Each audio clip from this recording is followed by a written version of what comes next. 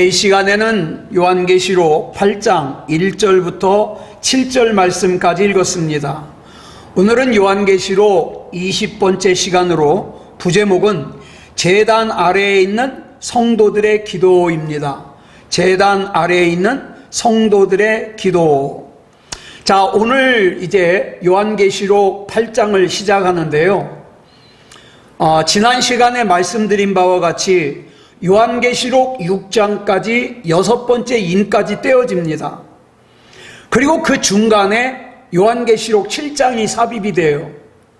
왜 그러냐면 요한계시록 6장 17절 마지막 절을 이렇게 끝내거든요. 우리 줄친 것만 읽어볼까요? 시작. 그들의 진노의 큰 날이 이르렀으니 누가 능히 서리오? 이렇게 물어봤잖아요. 그러니까 중간에다가 요한계시록 7장을 삽입해서 이 질문에 대한 답을 해요.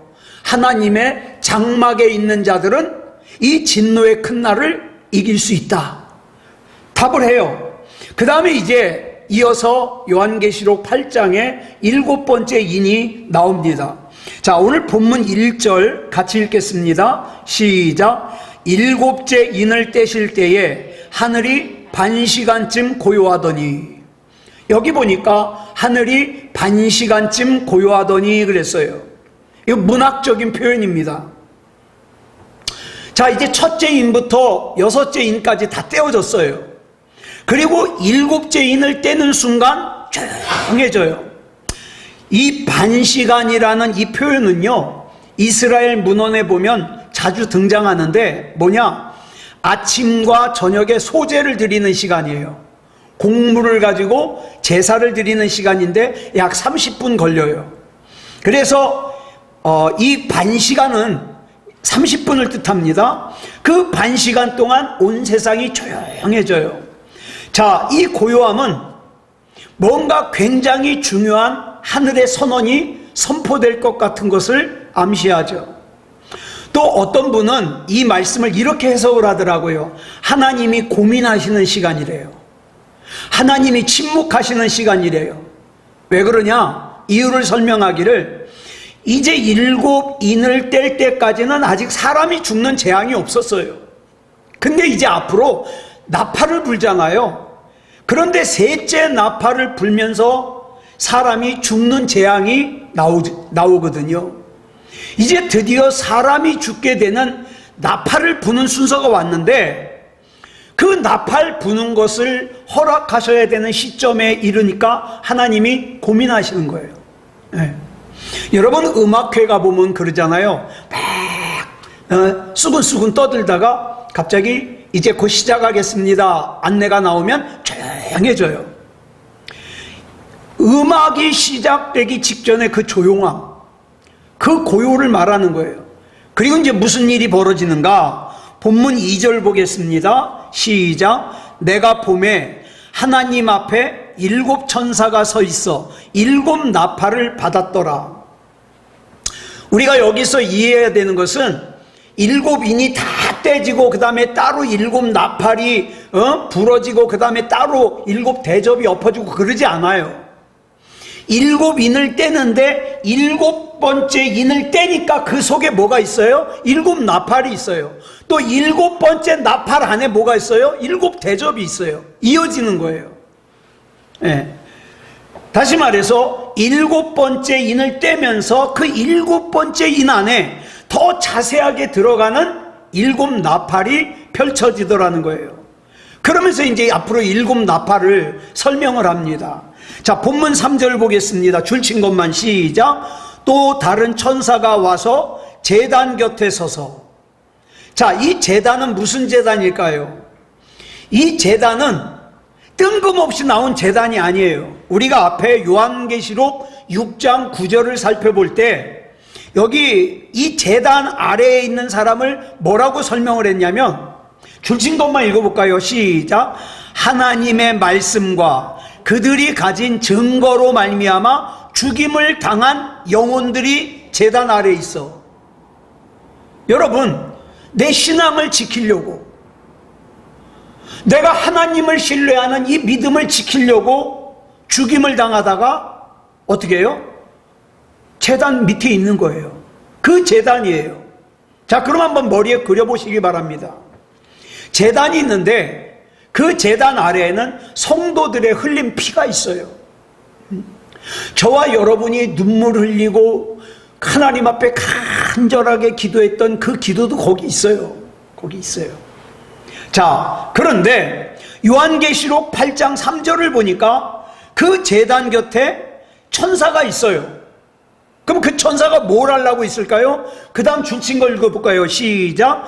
금향로를 가지고 많은 향을 받았으니. 자, 우리가 앞에 이제 또 앞으로 가봐야 돼요. 요한계시록 5장 8절을 살펴볼 때 이 향이 뭐다 설명했어요. 이 향이 뭐예요? 성도들의 기도예요. 저와 여러분의 기도예요. 그 저와 여러분의 기도를 금향로에 담아가지고 천사가 서 있어요. 자, 그러니까 제단이 있어요. 한번 생각해 보세요. 제단이 있어요. 하나님 앞에 제사하는 제단이 있어요. 그 제단 밑에 성도들의 흘린 피가 있어요. 그리고 그 옆에 천사가 서 있어요. 그리고 그 천사가 금향로를 들고 있어요. 그 금향로 안에는 성도들의 기도인 향이 들어있어요. 자, 계속 볼까요? 자, 본문 3절 줄친 것만 시작. 이는 모든 성도의 기도와 합하여 보좌 앞 금제단에 드리고자 함이라. 자, 본문 4절 보겠습니다. 시작. 향연이 성도의 기도와 함께 천사의 손으로부터 하나님 앞으로 올라가는지라.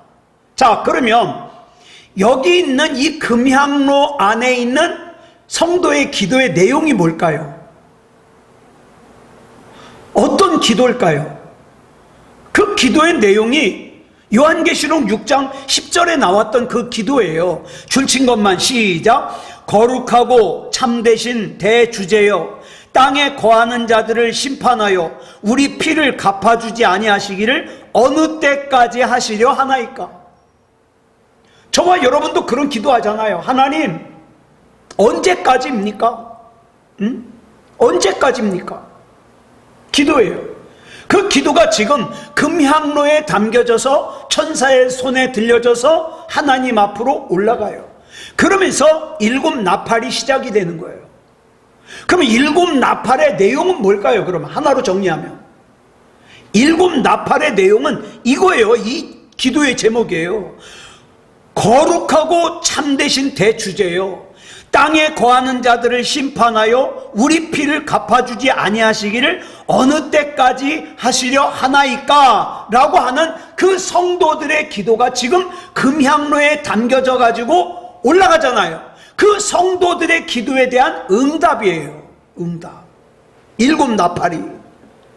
자, 마태복음 11장 11절을 보면 예수님께서 세례 요한을 칭찬을 하셔요. 뭐라고 칭찬하시는가? 줄친 것만 시작. 여자가 낳은 자 중에 세례 요한보다 큰 이가 일어남이 없도다. 이 세례 요한은요, 예수님보다 6개월 먼저 태어났는데, 이 세례 요한이 예수님을 요단강에서 처음 만났을 때부터 아, 이분은 구약에서 예언된 메시아구나, 이걸 알아봤어요. 그러니까 큰 자라 이 말이죠. 다른 사람들은 목이 터져라고 외쳐도 못 알아먹는데 보자마자 알아봤으니까. 그런데 그 여자가 낳은 자 중에 가장 큰 자인 세례 요한이 마태복음 11장 3절에 보니까 뭐라 그랬습니까? 자기 제자를 예수님께 보내가지고 이렇게 물어보래요. 줄친 것만 시작. 오실 그이가 당신이 오니까 우리가 다른 일을 기다리오리까. 믿음이 흔들린 거예요. 그런데 저는요, 성경을 읽다가 전 참 연약하거든요. 그러다 보니까 이 세례 요한이 흔들렸다는 이 말씀이 저는 참 위로가 돼요. 나만 흔들린 게 아니구나. 저와 여러분 역시 흔들릴 수 있어요. 누구도 자기 믿음을, 나는 내 목에 칼이 들어와도 나는 내 믿음이 굳건해, 자신할 수 없어요. 계속되는 고난 앞에, 또 계속되는 내 기대가 어긋나는 그 문제 앞에 누가 그 믿음을 자신할 수 있어요? 자신할 수 없어요. 그러니까 우리는 어떻습니까? 늘 기도해야 되는 것이, 하나님, 내 믿음 붙들어 주시옵소서. 내 힘만 가지고는 이길 수 없습니다. 내 힘만 가지고는 이 믿음을 지켜낼 수 없습니다. 하나님, 내 믿음을 붙들어 주시옵소서. 기도해야 돼요. 그런데 오실 그이가 당신이 오니까 우리가 다른 일을 기다리오리까? 라고 의심하는 질문을 하는 이 세례 요한을 향하여 예수님께서 뭐라 그러셔요? 야, 너마저 그렇게 생각한다니까 참 실망스럽구나. 어떻게 네가 그럴 수 있어? 그렇게 말씀하시지 않았어요. 아까 말씀드린 여자가 낳은 자 중에 세례 요한보다 큰 자가 없도다, 이 말씀은 그 뒤에 하신 말씀이에요. 그리고는 세례 요한이 보낸 그 제자들에게 예수님께서 누가복음 7장 23절에서 이렇게 말씀하셔요. 줄친 것만 시작. 누구든지 나로 말미암아 실족하지 아니하는 자는 복이 있도다. 그러니까 예수님 때문에, 신앙 때문에 실족하지 않는 사람은 복이 있다는 거예요. 저와 여러분은 어떤 일이 있어도 절대로 믿음에 관하여 파선하면 안 돼요. 하나님, 내 눈에 보이는 것이 무엇이든, 내 귀에 들리는 것이 무엇이든, 내 손에 잡히는 것이 무엇이든 나 그거와 관계없이 주님 신뢰합니다. 주님 믿습니다. 믿음은 파선하면 안 돼요. 자, 예수님 때문에 실족하지 않는 사람이 복이 있다는 거예요. 예수님 믿다가 난 절대 실족하기 싫어요, 하나님. 근데 내 힘만 가지고는 믿을 수가 없어요. 하나님 붙잡아 주세요. 누가 이렇게 하나님 앞에 내 믿음을 맡기겠냐는 거예요. 우리는 많은 순간에 내 생각과 하나님의 생각이 어긋날 때가 많아요. 내 기대와 하나님의 기대가 어긋날 때가 많아요.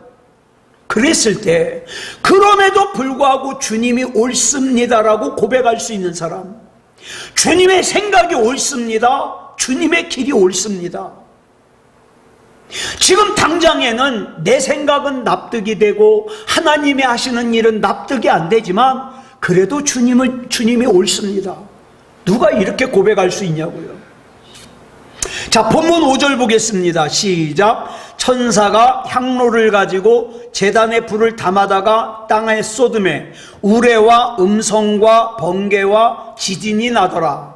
여기 보니까 성도들의 한 맺힌 기도를 가지고 제단으로 간 천사가 제단에 불을 담아다가 땅에 쏟으니까 무슨 일이 일어나요? 우레와 음성과 번개와 지진이 일어났대요. 뭘까요? 우레, 음성, 번개, 지진. 이거를 한 단어로 말하면 하나님의 임재예요. 네. 성경에서는요, 우레소리, 큰 음성, 번개, 지진, 그러면 하나님의 임재를 뜻해요. 그리고 또 다른 하나가 있어요. 뭐냐? 종말적인 그림이에요. 이건 하나님의 말씀과 그들이 가진 증거로 인해서, 증거로 말미암아 죽임을 당한 영혼들이 제단 아래에서, 아까 요한계시록 6장 10절에 기도를 했잖아요. 땅에 거하는 자들을 심판하여 우리 피를 갚아주지 아니하시기를 어느 때까지 하시려 하나이까? 간단하게 줄이면, 하나님 언제까지 기다려야 됩니까?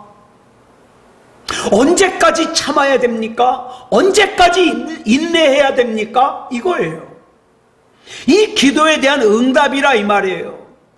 자, 이 기도를 갖다가 길게 풀어서 원수의 형통에 대하여 쓴 기도가 시편 73편이에요. 아삽이라고 한 사람이 지은 건데요. 우리 좀 길지만 쉬운 성경으로 좀 보겠습니다. 먼저 1절부터 2절까지 보겠습니다. 시작. 참으로 하나님은 이스라엘을 선하게 대하시며 마음이 깨끗한 자들에게는 더욱 그리하십니다. 그러나 이제 나는 그 사실을 믿을 수 없게 되었습니다. 내 믿음을 다 잃어버린 것 같습니다. 이 말씀을 보면 이 아삽이라는 사람이 어떤 신앙적인 문제로 지금 혼란이 온 것 같아요. 자기의 신앙생활이 헛것 같아요. 그래가지고 뭐라 그러냐? 하나님 안에서 믿음을 다 잃어버린 것 같다는 거예요. 뭐 때문에? 그 이유가 3절에 나와요. 3절 읽습니다. 시작. 왜냐하면 악한 사람들이 잘 사는 것을 보고 나는 그런 교만한 사람들에게 질투를 느꼈기 때문입니다. 우리가 살아가다 보면 이런 경험할 때가 많잖아요. 내 주변에 분명히 나보다 믿음이 안 좋아, 나보다 막 살아, 나보다 죄를 많이 줘. 근데 나보다 더 잘 사네. 그런 상황 때문에 시험 드는 사람들이 있어요. 그 외에도 어떤 사람은 교회에서 헌금을 강요한다고, 어떤 사람은 교회에서 싸우고, 어떤 사람은 목회자가 마음에 안 들어서, 어떤 사람은 다른 교우가 마음에 안 들어서, 이런 상황 때문에 신앙을 잃어버리고 교회를 떠나는데, 그럼 이 상황에서 우리는 어떻게 해야 되느냐 이 말이에요. 자, 계속해서 왜, 무엇 때문에 이 아삽이라는 사람이 신앙을, 믿음을 잃어버린 것 같다고 했는지 계속 보겠습니다. 4절부터 13절까지 봅니다. 시작. 그들은 마음에 갈등도 없고 몸은 건강하고 강합니다. 그들에게는 우리가 겪는 어려움들이 없고 다른 사람들처럼 불행한 일들도 일어나지 않습니다. 그러므로 그들은 교만을 목걸이로 삼고 폭력을 옷으로 입고 있습니다. 그들의 굳어진 가슴에는 악한 생각이 들어있으며 교만한 생각은 끝이 없습니다. 그들은 다른 사람들을 헐뜯고 악한 말을 하며 거만한 태도로 남을 위협하기도 합니다. 입으로는 하늘을 대적하고 혀로는 땅을 두루다니며 악한 말을 내뱉습니다. 하나님의 백성들도 그들을 따르는 무리와 한편이 되어 물을 들이키면서 하나님이 어떻게 알겠는가? 지극히 높은 하나님이 뭘 알고 계신가? 라고 말합니다. 이것이 악한 자들이 사는 방식입니다. 언제나 편안하게 살면서 재산은 점점 더 늘어만 갑니다. 내가 무엇 때문에 마음을 깨끗이 하였단 말입니까? 내가 죄를 짓지 않고 성실하게 살려는 것이 무슨 소용이 있단 말입니까? 이렇게 자괴감에 빠졌어요. 내가 그동안 깨끗하게 살려고 애썼던 것이 헛짓이라는 거죠. 내가 그동안 하나님을 믿으면서 살려고 그 몸부림쳤던 것이 헛짓이라는 거죠.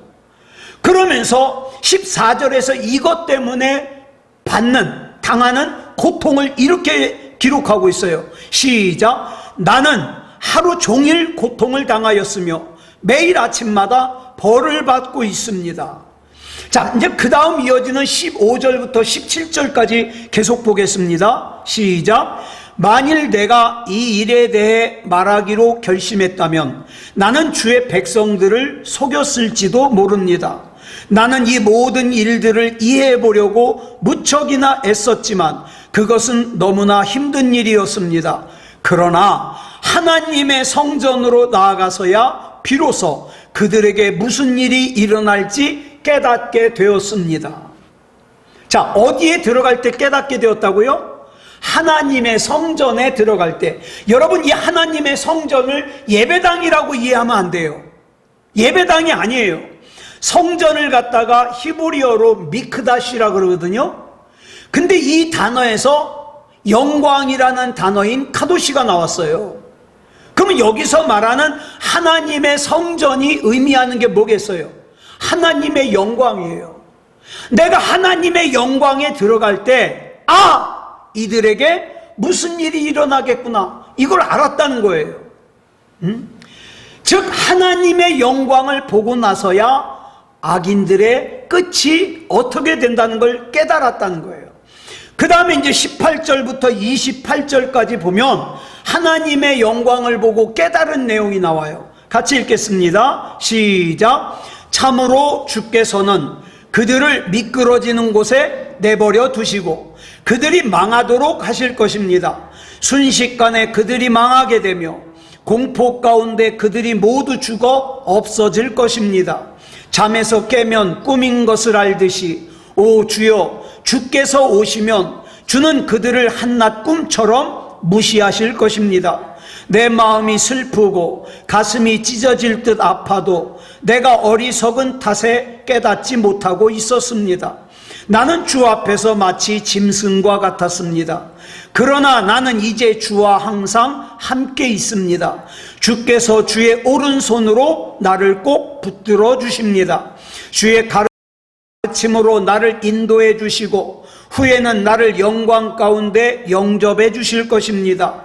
하늘에서 주 외에 누가 내게 있겠습니까? 이 땅에서도 주밖에는 내가 사모할 분이 없습니다. 내 몸과 마음이 점점 약해집니다. 그러나 하나님은 내 마음의 힘이시며 영원한 나의 전부이십니다. 주를 멀리하는 자는 망할 것입니다. 주께 신실하지 못한 자들은 주께서 멸하실 것입니다. 나의 복은 하나님을 가까이 하는 것입니다.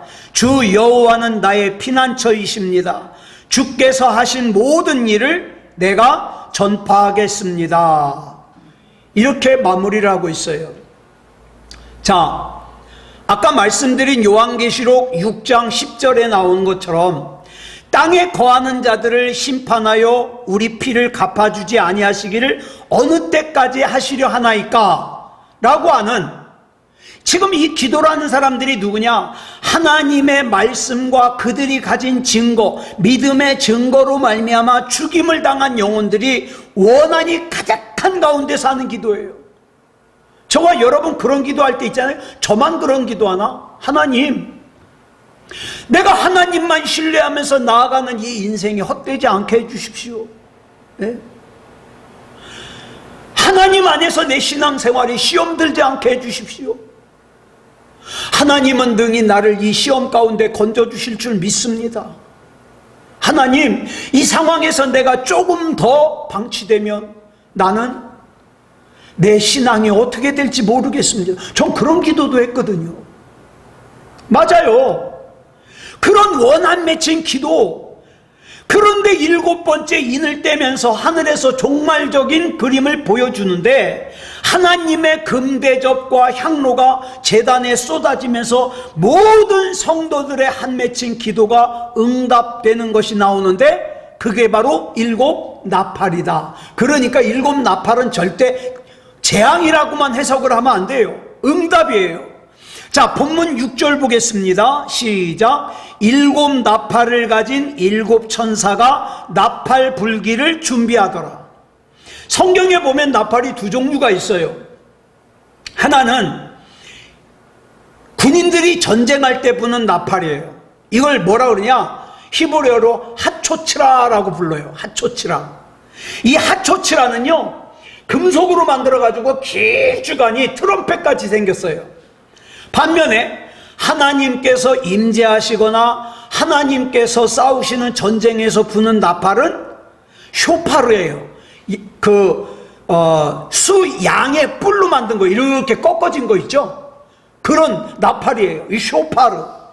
자, 이 둘 중에 본문에 나오는 나팔은 어떤 나팔이냐? 하나님의 임재를 나타내는 나팔 쇼파르예요. 자, 출애굽기 19장 16절부터 19절까지 보겠습니다. 시작. 셋째 날 아침에 우레와 번개와 빽빽한 구름이 산 위에 있고 나팔 소리가 매우 크게 들리니 진중에 있는 모든 백성이 다 떨더라. 모세가 하나님을 맞으려고 백성을 거느리고 진에서 나오매 그들이 산기슭에 서 있는데 시내산의 연기가 자욱하니 여호와께서 불 가운데서 거기 강림하심이라. 그 연기가 옹기가마 연기같이 떠오르고 온 산이 크게 진동하며 나팔 소리가 점점 커질 때에 모세가 말한즉 하나님이 음성으로 대답하시더라. 여기 보니까 나팔 소리가 나온다 그랬잖아요. 하나님의 임재의 특징인. 그러니까 여기서 들리는 나팔 소리는 하나님의 임재를 뜻하는 쇼파르라는 나팔이에요. 그 다음에 또 한 군데 볼까요? 민수기 10장 1절부터 8절이에요. 우리 같이 보겠습니다. 시작. 여호와께서 모세에게 말씀하여 이르시되 은나팔 둘을 만들되 두들겨 만들어서 그것으로 회중을 소집하며 진영을 출발하게 할 것이라. 나팔 2개를 불 때에는 온 회중이 회막문 앞에 모여서 내게로 나올 것이요 하나만 불 때에는 이스라엘의 천부장된 지휘관들이 모여서 내게로 나올 것이며 너희가 그것을 크게 불 때에는 동쪽 진영들이 행진할 것이며 2번째로 크게 불 때에는 남쪽 진영들이 행진할 것이며 떠나려 할 때에는 나팔 소리를 크게 불 것이며 또 회중을 모을 때에도 나팔을 불 것이나 소리를 크게 내지 말며 그 나팔은 아론의 자손인 제사장들이 불지니 이는 너희 대대의 영원한 율례니라. 여기 나오는 나팔은 은으로 두들겨서 만든 하초치라예요. 트럼펫같이 생긴 거. 그럼 이 나팔은 누가 부느냐? 군인이 부는 게 아니에요. 전쟁을 한다 그래서 군인이 부는 게 아니라 제사장들이 불게 돼 있어요.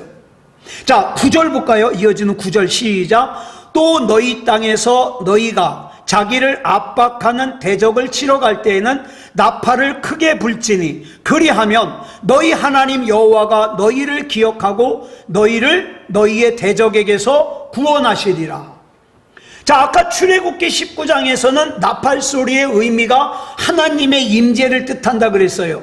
그럼 하나님이 왜 임재하실까요? 민수기 10장을 읽어보니까 하나님의 백성, 하나님의 군대를 나팔 소리로 지휘하기 위해서요. 하나님께서 나팔 소리로 통치하십니다.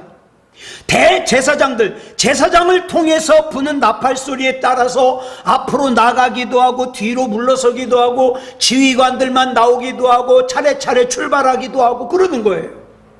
즉 이것은 뭘 뜻하냐? 그러면 7 나팔 아니에요? 우리가 지금 7 나팔. 나팔이 뭘 의미하느냐? 하나님께서 철저하게 통치하신다 이 뜻이에요. 예?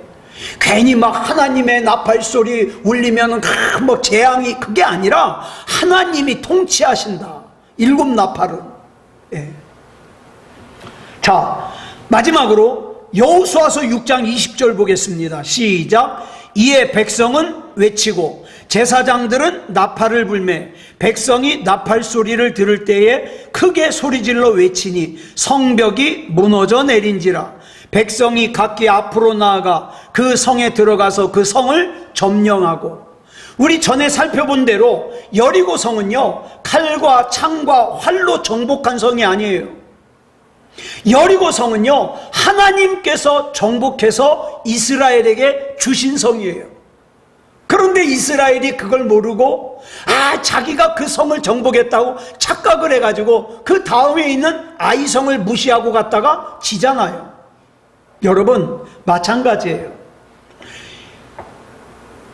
하나님께서 이스라엘을 갖다가 앞장서신다는 의미로 맨 앞에 군인들이 앞장서는 게 아니라 제사장들이 앞장서서 나팔을 불어요. 적어도 나팔이라는 것은요 하나님의 임재를 뜻하고 하나님의 통치를 뜻합니다. 그리고 그 결론으로 완전한 승리를 보장하는 거예요. 그러니까 저와 여러분은 어떤 인생을 살아야 되느냐? 하나님의 나팔 소리가 앞장서는 인생을 살아야 돼요. 자, 본문 7절 볼까요? 시작. 첫째 천사가 나팔을 부니 피 섞인 우박과 불이 나와서 땅에 쏟아지매 땅의 3분의 1이 타버리고 수목의 3분의 1도 타버리고 각종 푸른 풀도 타버렸더라. 여기 보니까 첫째 천사가 나팔을 부니까 피 섞인 우박과 불이 땅에 쏟아졌어요. 그러니까 땅의 3분의 1이 타버렸어요. 수목의 3분의 1도 타버렸어요. 자, 우박이 성경 어디에 나오죠? 우박. 출애굽기의 10가지 재앙 중에 7번째 재앙이 우박이에요. 그러니까 우박이라는 것은요 심판의 재앙 가운데 하나예요. 그런데 애굽에서 우박으로 애굽을 하나님께서 심판하실 때 하나님의 백성인 이스라엘은 어떻게 됐어요? 심판에서 제외됐어요. 그러니까 우박이라는 심판은 하나님을 대적하는 자에게는 재앙이지만 동시에 하나님의 백성에게는 구원입니다. 자, 그러면 우리는 지금 어느 시대를 살고 있느냐 이 말이에요. 아까 말씀드렸죠. 피 섞인 우박과 땅의 3분의 1이 타버리고, 그렇죠? 수목의 3분의 1도 타고 지금 온 지구상이 난리잖아요. 예? 여러분, 정말 이번에 불행 중 다행인 것은 연달아 올라오는 태풍이 일본하고 중국으로 가고 우리 한반도로는 오질 않았어요. 남쪽 지방에 약간의 그 바람과 비를 뿌리고는 우리는 큰 피해가 없잖아요. 예? 그 1년 동안 애써가지고 농사 지은 분들이 얼마나 조마조마했겠어요. 예. 자, 그런데 보세요. 이 지구상에 사막에 막 홍수가 나질 않나? 그 다음에 막 빙하가 녹아내리지 않나? 예? 막 1년 내릴 비를 갖다가 하루 이틀에 내리질 않나? 지금 온 지구가 몸살이잖아요. 왜 그럴까요? 물론 우리 사람들이 살면서 자연을 갖다가 해친 것도 있어요. 그러나 우리는 이 요한계시록의 눈으로 봐야 돼요. 지금 자연이 지금 심판을 받고 있는 거예요. 자연이. 아직 인간은 아니에요. 근데 우리가 뭘 또 유심히 봐야 되느냐? 지금 어젠가 뉴스를 보니까 이스라엘의 전투기가 레바논에다가 공격을 해가지고 500몇 명이 죽었더라고요. 다시 한번 이스라엘과 중동연합군이 전쟁을 일으키게 되면 여러분, 그때는 이미 때가 된 줄 알아야 돼요. 우리는. 아, 이게 성경에서 말한 때구나. 그럼 이제 예수님 맞을 준비를 해야 되죠. 여러분, 우리는 자, 부분적으로 탔다는 건 뭘 의미하느냐? 기회가 아직 있다는 거예요. 아직. 내가 믿음다운 믿음을 가져야 되는 기회가 아직 있어요. 내 사랑하는 가족이 아직 믿음다운 믿음을 가져야 되는 기회가 있다는 거예요. 아직은 심판이 자연에 국한되어 있으니까. 근데 여기서 우박만 내린 게 아니라 불도 내렸다 그랬어요. 우리 흔히 불 그러면 뭘 생각합니까? 태우는 거, 사르는 거, 심판하는 것만 생각해요. 물론 그것도 있어요. 그렇지만 불의 기능 가운데 또 하나가 뭡니까? 깨끗하게 하는 기능이 있어요. 여러분 잘 아시는 욥기 23장 10절에 보니까 욥이 뭐라고 고백합니까? 줄친 것만 시작. 그가 나를 단련하신 후에는 내가 순금같이 되어 나오리라. 뭘로 단련해요? 도가니에다가 불로 단련해요. 이렇게 단련하고 정화시키는 기능을 하는 것이 불이에요. 그래서 우리가 때로는 불같은 시험이라 그러잖아요. 불같은 시험. 왜 불같은 시험이라 그러냐? 두 가지 이유가 있어요. 하나는 정말 힘드니까, 정말 고통스러우니까 불같은 시험이라고도 하기도 하지만, 또 하나는 뭡니까? 내가 그 시험을 당하는 순간 어떻습니까? 내 삶 속에 의미 없는 것들, 죄악된 것들을 어떻게 해요? 다 태워서 걷어내요. 그래가지고 어떡합니까? 주님만 바라보는 거예요. 예전에는 내 자존심도 있었고 욕심도 있었고 탐욕도 있었고 음란도 있었는데, 내가 그 불같은 시험을 통과하는 동안에 어때요? 하나님 아니면 안 돼요. 근본만 남는 거예요. 믿음만 남는 거예요. 이 정화시키는 것에는 회복과 사랑의 의미도 포함되어 있다는 거예요. 그러니까 저와 여러분이 이 세상에서 때로는 굉장히 힘든 과정을 지나갈 때 우리가 잊지 말아야 될 것이 있습니다. 근본을 회복하는 기간이에요. 근본. 예. 이 모든 심판의 과정에는 뭐가 들어있습니까? 내 믿음다운 믿음을, 생명책의 이름이 기록되는 믿음을, 구원받을 만한 믿음을 회복할 수 있는, 회복하기를 원하시는 하나님의 사랑이 담겨져 있다. 그러니까 어느 때보다도 더 많이 기도하셔야 돼요. 어느 때보다도 더 하나님의 말씀을 가까이 해야 돼요. 그래서 믿음다운 믿음으로 늘 여러분 집안의 기둥의 그 가운데 딱 버티고 있는 믿음의 기둥이 되시고, 우리 교회의 믿음의 기둥이 되어서 어떤 일에도 움직이지 않는 그런 하나님의 복된 일꾼으로 사시기를 그리스도 예수님의 이름으로 축원합니다. 기도하겠습니다. 사랑의 아버지 하나님, 감사합니다. 하나님의 은혜 가운데 여기까지 왔습니다. 내가 남들보다 이해력이 좋아서 이해하는 것도 아니고, 또 내가 남들보다 머리가 좋아서 하나님 말씀이 믿어지는 것이 아니라 은혜입니다. 특별히 이 마지막 때에는 더욱더 하나님의 크신 은혜가 필요합니다. 무슨 일을 만나도 믿음에 관하여 파선하지 않도록 지켜주시고, 나만 구원받는 것이 아니라 내 사랑하는 가족도 구원받을 만한 믿음이 될 수 있도록 하나님 지켜주시옵소서. 아직은 기회가 있지만 이 세상 돌아가는 것을 보면 시간이 그다지 많지는 않은 것 같습니다. 하나님, 늘 믿음다운 믿음으로 살게 해주시고, 죄는 모양이라도 버리게 하시고, 하나님을 기쁘시게 하는 우리가 되게 하여 주시옵소서. 우리 주님 붙잡아 주실 줄 믿사오며 그리스도 예수님의 이름으로 감사하며 기도드려 싸움나이다. 아멘.